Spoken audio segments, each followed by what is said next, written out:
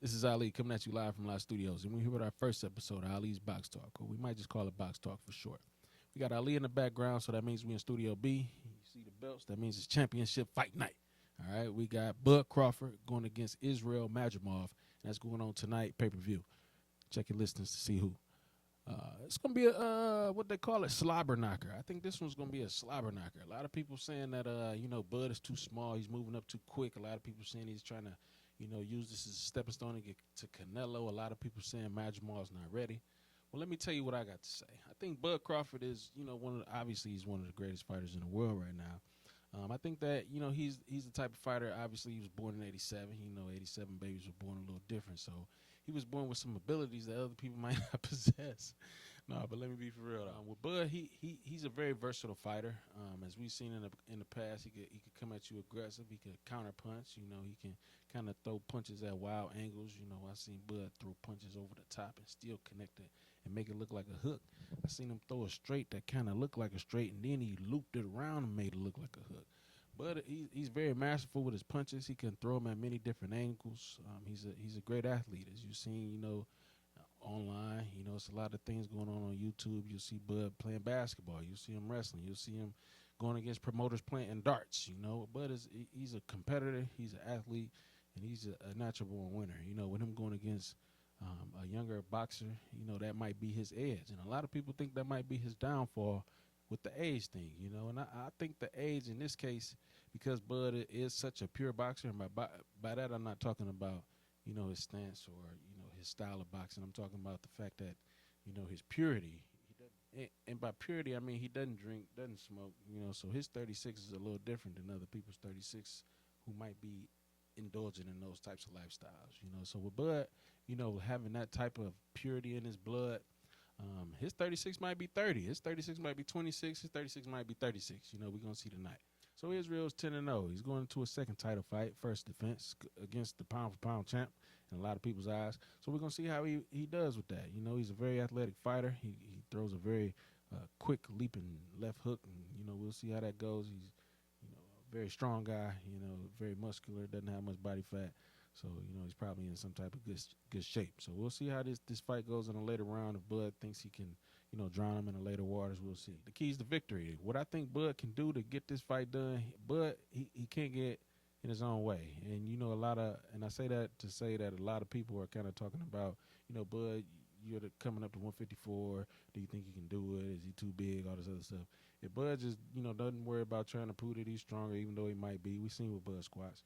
We've seen Bud squat 405 in street clothes. So, Bud is a strong person. So, as long as Bud doesn't go out there and try to prove how strong he is, I think, he can kind of pick his way to victory, pick apart, Madrimov when he needs to, and, kind of prove that experience is the best teacher. He's going to get out there with 40 victories on his belt versus a guy with 10. Yeah, he has a extensive, amateur background, but, these are 10-ounce gloves with no headgear. So, we're going to kind of, see how that goes. So pretty much the keys of victory, fight your own fight. Don't go in there trying to be crazy. Don't go in there trying to prove that you super strong. Do like you, do what everybody else. Kind of go in there, fill them out, do a quick little nudge to prove that you stronger. With Earl, I think he pushed him. With Sean Porter, he did the same thing. Bud is going to do what he's, trying to do to see if he can impose his will on his, opponent. And with those, I think he does, a little test of strength. So as long as he does it in a subtle way like he has been doing in the past, I don't think it'll be a problem. But if he goes in there trying to prove that he's stronger, that might be a way for Madrimov to come in and sneak away with a upset victory. So, Bud, just keep doing you. 87, that's what we do. You know what I'm saying? Fight your fight. And we'll see what happens tonight. Madrimov, what's his keys to victory? If Madrimov is, in fact, the stronger fighter, Madrimov has to prove that he's the stronger fighter. He has to go in and hit Bud in the body. Go in and hit Bud is just hit him often, hit him a lot. You don't have to necessarily connect with the face, connect with the jaw, connect with the solar plexus and none of that. Just hit him early, hit him often, hit him a lot. When somebody's coming up in weight, you need to kind of prove to them that, this is a whole nother division. If you look at David Benavidez, I think a lot of people thought that knockout power would translate over to the next weight at 175, but it really didn't do that.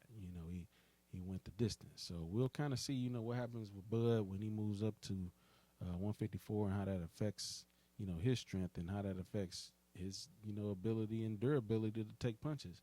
So like I said, Israel's keys to victory, I think he just has to show if he is the stronger fighter, that he is the stronger fighter by, just like I said, just punching, man. Punch arms, punch through guards, punch waists. Maybe not the waist, but punch everywhere. Don't worry about the guard, don't worry about the blocking, don't worry about none of that.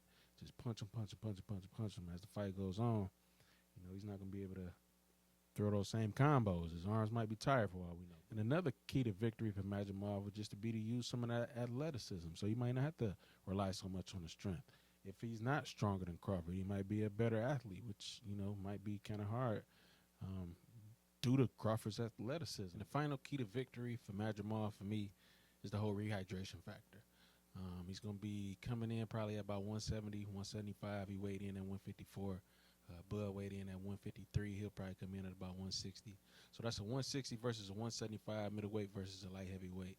And yeah, we'll see what happens. We'll see if that plays a major factor or if skills pay the bills.